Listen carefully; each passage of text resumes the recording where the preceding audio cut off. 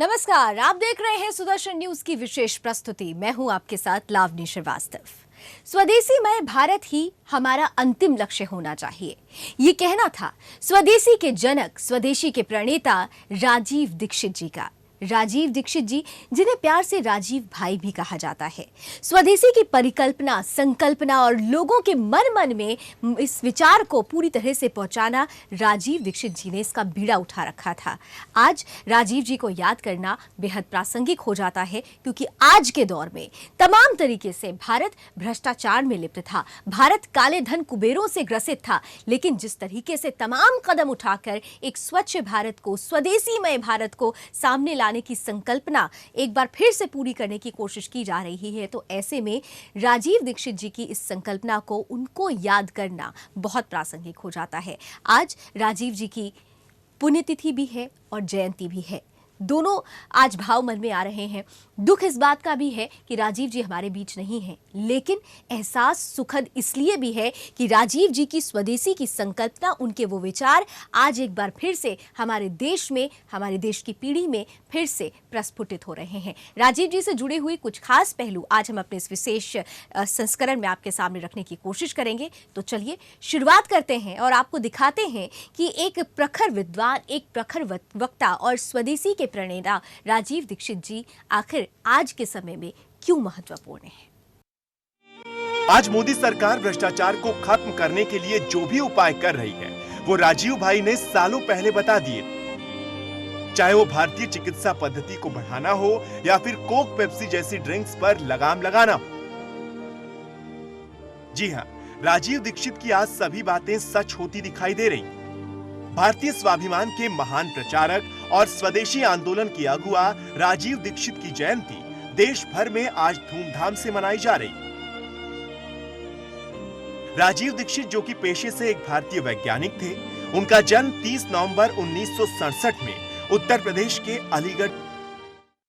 तो राजीव जी भले ही आज हमारे बीच ना हो, लेकिन उनकी विचार, उनकी संकल्पना, परिकल्पना आज के दौर की जरूरत है। आज से कई साल पहले ही उन्होंने इस बात को स्पष्ट रूप से कर दिया था कि अगर देश को काले धन कुबेरों से बचाना है तो 500 और 1000 की नोट को बंद कर देना चाहिए। और आज के दौर में प्रधानमंत्री नरेंद्र मोदी ने उन्हीं की संकल्पना को एक बार फिर से चरितार्थ किया है। नोट छाप छाप के भारत में भेजता है पाकिस्तान। हर दिन आप अखबार पढ़ते हैं, जाली नोट पकड़े गए। अभी हमारे देश में कुल जितने नोट हैं उसका 15 से 20% जाली हो गए।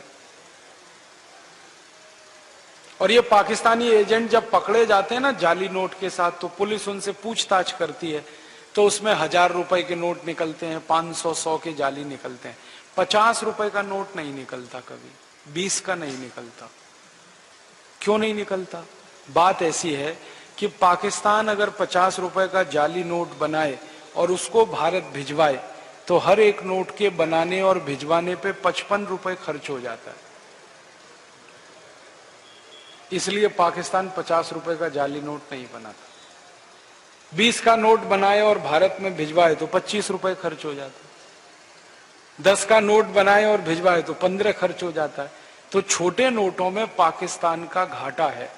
तो हम चाहते हैं कि सारे बड़े नोट बंद कर दो, इस देश में हटा दो।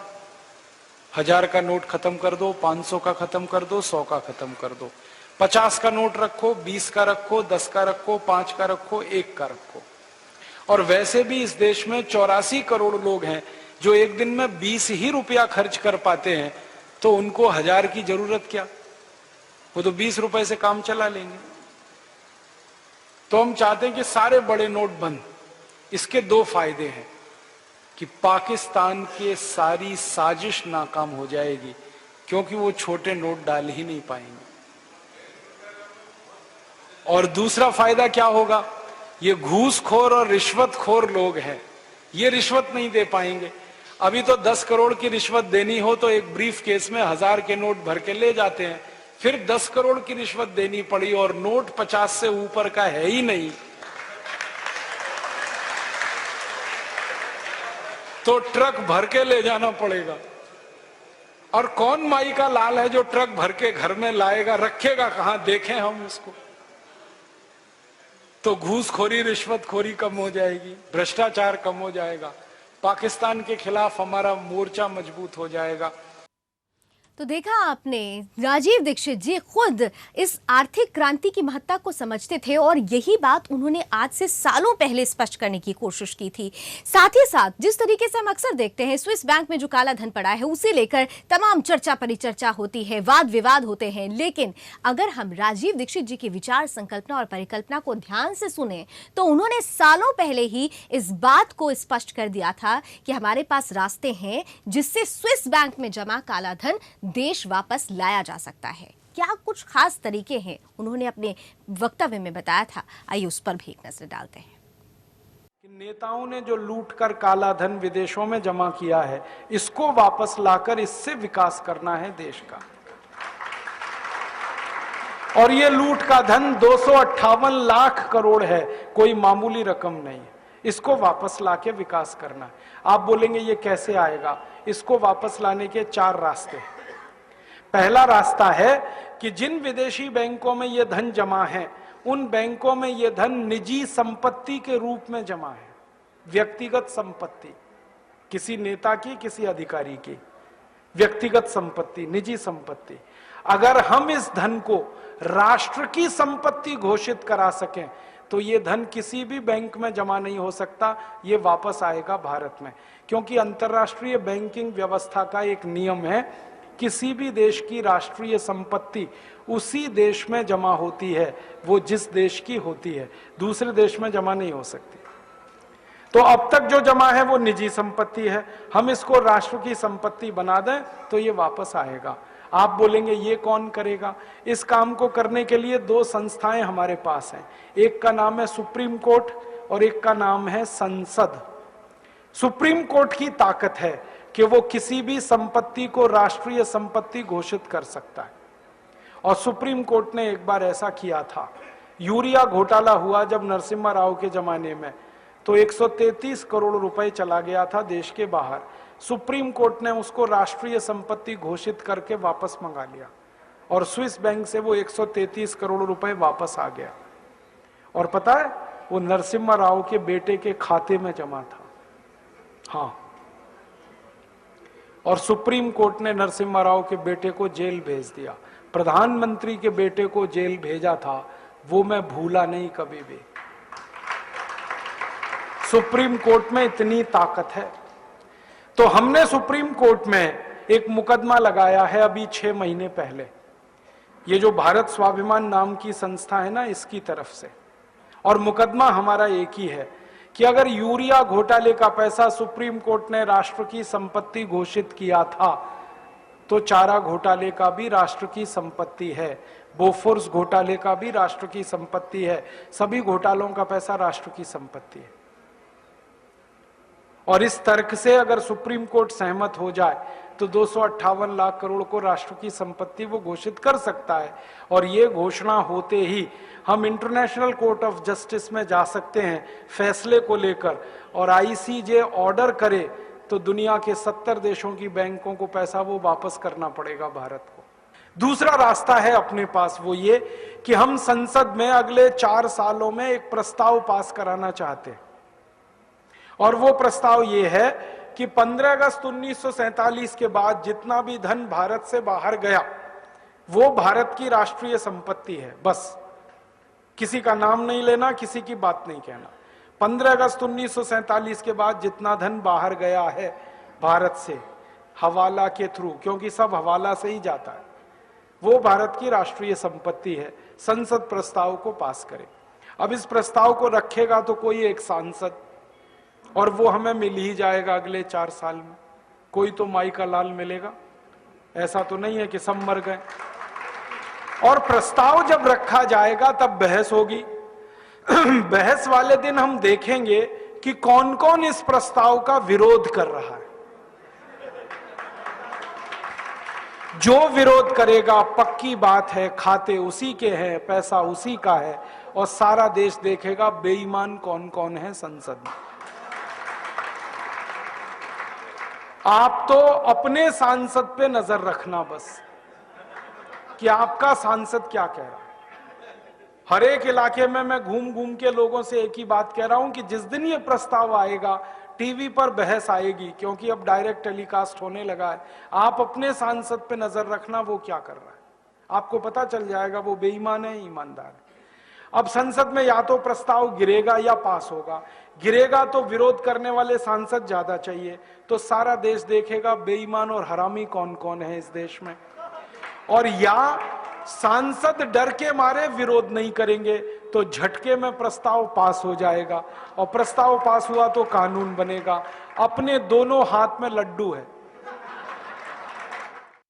तो ये दो साहसिक कदम उठाए जा सकते हैं और ऐसी साहसिक सोच राजीव दीक्षित जी की थी। इतना ही नहीं, उन्होंने यहां तक भी बताया कि जब अमेरिका का काला धन बाहर था, अमेरिका ने किस तरीके से बाहर गए हुए अपने धन को वापस लिया, किस तरीके से वापस बुलाया, उसे उस तरीके को भी अपनाकर जो भारत का धन भारत पहुंचा है, बाहर पहुंचा है, हम उसे वापस भारत ला सकते हैं।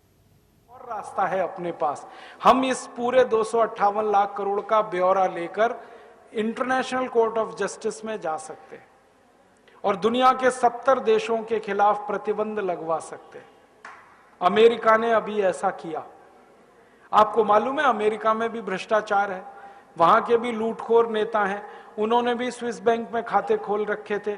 बराक ओबामा ने अभी एक झटके में वो सब ठीक किया। उसने कानून बनवाया पहले अपने देश में, और वो कानून से पैसा ले आया। स्विस बैंक से 780 अरब डॉलर लाया निकाल के बराक ओबामा, और उसने अपनी इंडस्ट्री में लगा दिया वो पैसा। और अमेरिका के 19,780 खाते बंद कराए उसने। तो ये बराक ओबामा अगर कर सकता है तो भारत भी कर सकता है। बस अंतर इतना है कि अमेरिका को बराक ओबामा मिल गया है, भारत को एक बराक ओबामा की तलाश है। अगले 4-5 साल में मिलेगा, कोई ना कोई तो निकलेगा। भारत माता वीर विहीन नहीं है, निपूती नहीं है, बांझ नहीं है।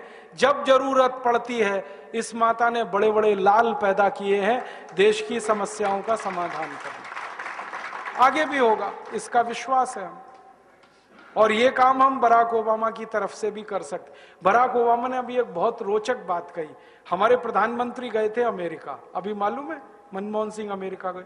बराक ओबामा ने मनमोहन सिंह को ऑफर किया, देखो मैंने स्विस बैंक से पैसे निकाल लिए, आपको निकलवाने? ऐसे ही बोला उसने, आपको निकलवाने, मैं मदद करता हूं आपकी।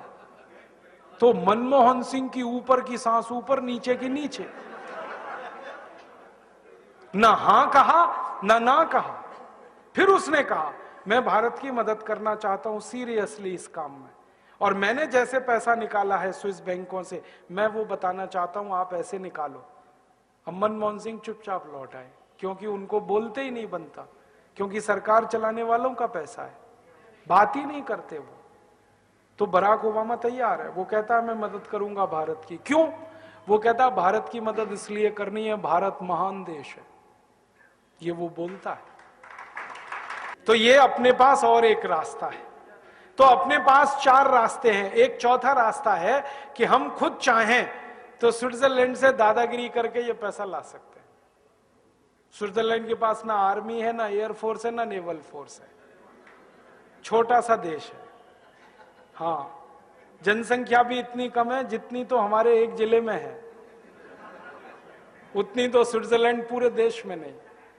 मैं तो मजाक में कभी कभी ये कहता हूं कि सारे भारतवासी, माफ करना ये कहने के लिए, इकट्ठे होकर पेशाब कर देंगे तो स्विट्जरलैंड बह जाएगा।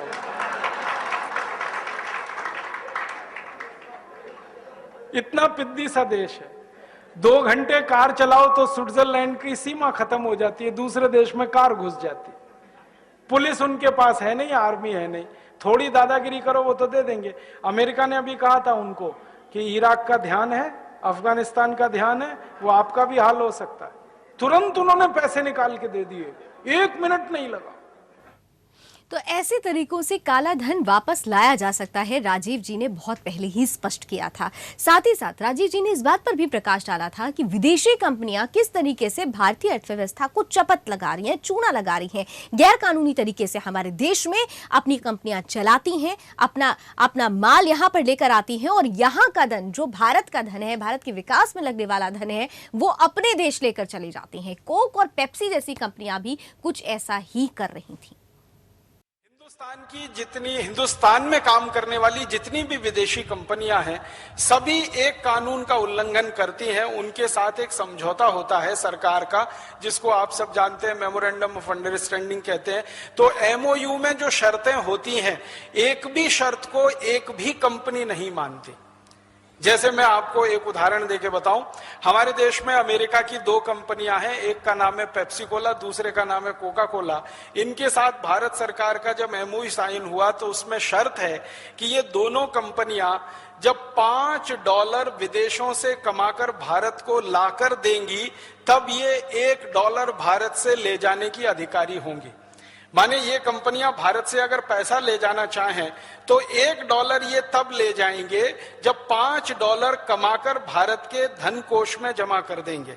आप जानते हैं भारत का विदेशी मुद्रा कोष होता है, विदेशी मुद्रा भंडार होता है। तो $5 विदेशी मुद्रा भंडार में ये एक पेप्सी और कोका कोला जब जमा कर देगी लाकर एक्सपोर्ट करके, तब ये $1 का इंपोर्ट करेंगे। ये इनके एमओयू में कंडीशन है।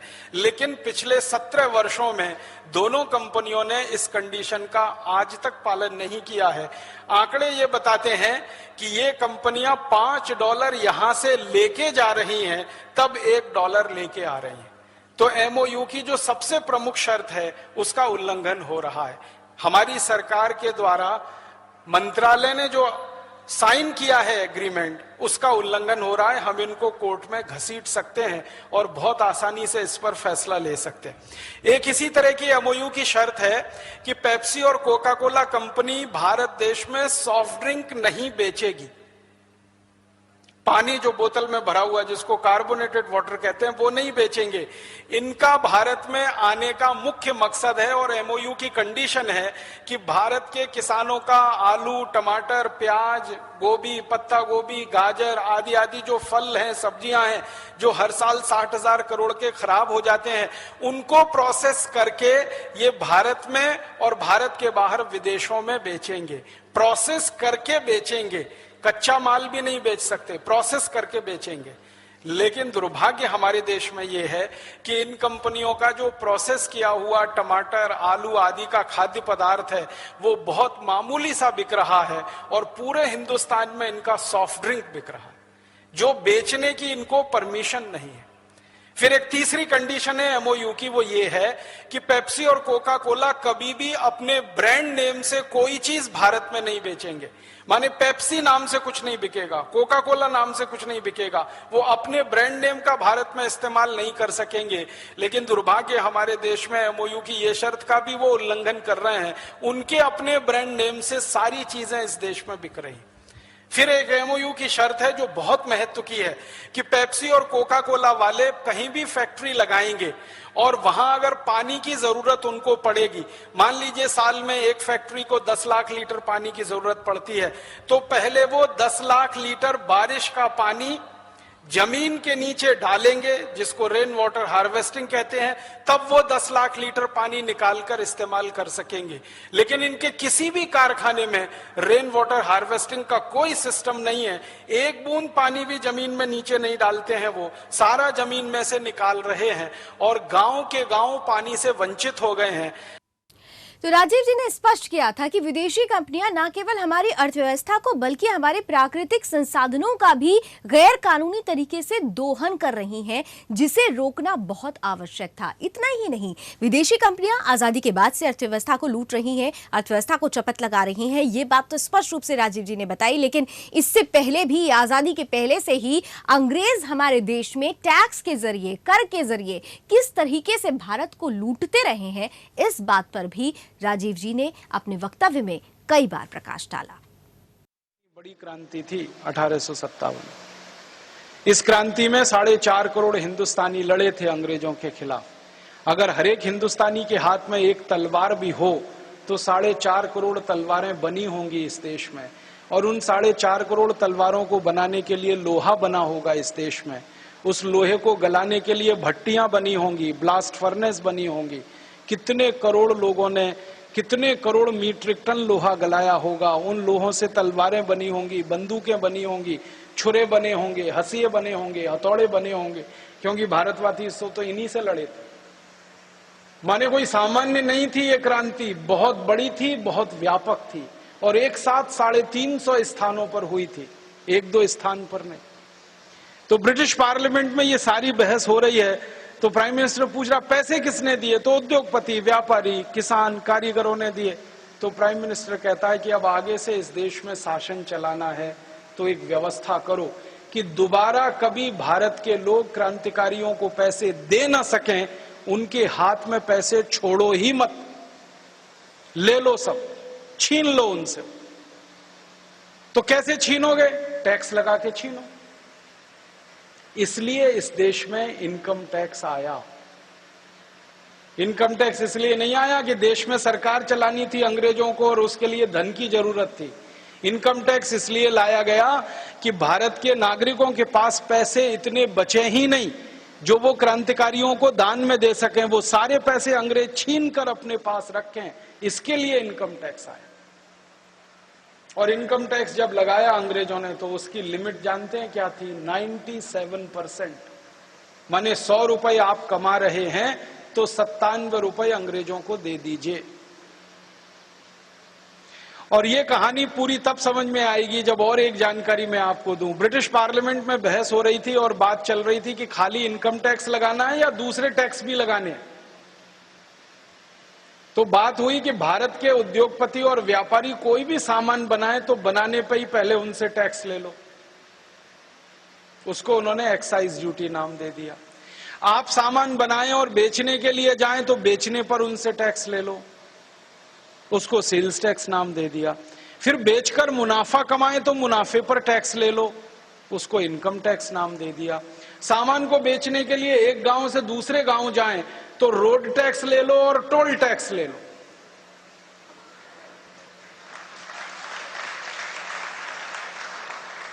और जिस गांव से सामान लेके जाएं वहां ले लो और जिस गांव में लेके आए वहां ले लो। गांव में लेके आ रहे हैं तो ऑक्ट्रॉय ले लो उनसे, और गांव से लेके जा रहे हैं तो एग्जिट टैक्स ले लो उनसे। ऐसे 20 तरह के टैक्स उन्होंने लगा दिए। एक्साइज ड्यूटी अंग्रेजों ने लगाई 350%। माने 100 रुपए का सामान बनाओ तो 350 रुपए टैक्स में दे दो उनको। इनकम टैक्स लगा दिया 97%। 100 रुपए कमाई करो तो 97 रुपए अंग्रेजों को दे दो, 3 रुपए बचेगा बस आपके पास। सेल्स टैक्स लगा दिया 180 से 250% तक, अलग अलग वस्तुओं पर अलग अलग। ऑक्ट्रॉय लगा दिया 50 से 60%। म्युनिसिपल कॉरपोरेशन का टैक्स लगा दिया अंग्रेजों ने कई कई स्थानों पर 70 से 80%। परिणाम क्या हुआ? हिंदुस्तानियों से लूट लूट कर सारा धन उन्होंने जमा कर लिया इंग्लैंड। तो राजीव जी ने स्पष्ट तौर से बताया था कि किस तरीके से हिंदुस्तानियों से उनका धन लूटा जाता है और ये लूट की परंपरा आज तक कायम है। हम बीती सरकारों की बात करते हैं, इंदिरा गांधी की बात करें तो उन्होंने स्पष्ट रूप से कहा कि इंदिरा गांधी ने भी भ्रष्टाचार को पूरी तरह से बढ़ावा दिया और जेपी ने किस तरीके से उसका विरोध किया था, इस बात की स्पष्टता भी उन्होंने अपने वक्तव्य में देने की कोशिश की। बाद फिर भ्रष्टाचार शुरू हो गया, लूटमारी शुरू हो गई। अंग्रेजों के बनाए हुए कानून वैसे के वैसे ही इस देश पर लद गए। अंग्रेजों की शिक्षा व्यवस्था, अंग्रेजों की कानून व्यवस्था, न्याय व्यवस्था, अर्थव्यवस्था, प्रशासनिक व्यवस्था सब अंग्रेजों की लद गई। तो फिर भारतवासियों को निराशा हुई और उस निराशा में फिर एक क्रांतिवीर भारतवासी निकला जिसने फिर हिंदुस्तान को संगठित किया और उनका नाम था श्री जयप्रकाश नारायण। आप में से कई लोगों ने शायद जेपी को देखा होगा, मैंने तो कभी देखा नहीं, सिर्फ उनको पढ़ा है। आपने तो देखा होगा जेपी 1975 के साल में अकेले क्रांतिवीर भारतवासी थे जिनको ये दिमाग में बात आई थी कि इस देश को फिर संगठित करना है और इस देश से भ्रष्टाचार को, उनका पहला मुद्दा था भ्रष्टाचार को खत्म करना है। कारण क्या था? 1975 तक इस देश में श्रीमती इंदिरा गांधी की सरकार चलती थी और श्रीमती इंदिरा गांधी ये कहा करती थी भ्रष्टाचार तो शिष्टाचार है। आपको मालूम है श्रीमती गांधी का ये पब्लिक स्टेटमेंट है, भ्रष्टाचार तो शिष्टाचार है, बिना भ्रष्टाचार के तो लोकतंत्र चल नहीं सकता। एक बार तो यहां तक कह दिया था कि भ्रष्टाचार वो तेल है जिसकी चिकनाई से लोकतंत्र का पहिया दौड़ता है। तो राजीव दीक्षित जी की यही साहसिक बातें, यही कटु सत्य उनके लिए कितना बड़ा खतरा बना। अचानक से खबर आती है कि राजीव जी हमारे बीच नहीं रहे। उनकी मौत आज भी रहस्य बनी हुई है।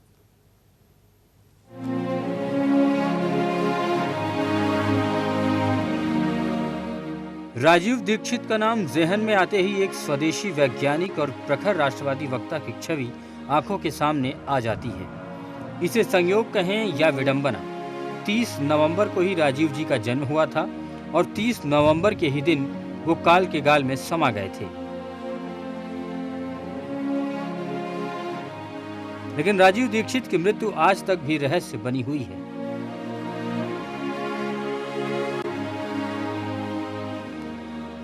भिलाई में भारत स्वाभिमान यात्रा के दौरान उन्हें दिल का दौरा पड़ा, जिससे 30 नवंबर 2010 को उनकी रहस्यमय तरीके से मौत हो गई।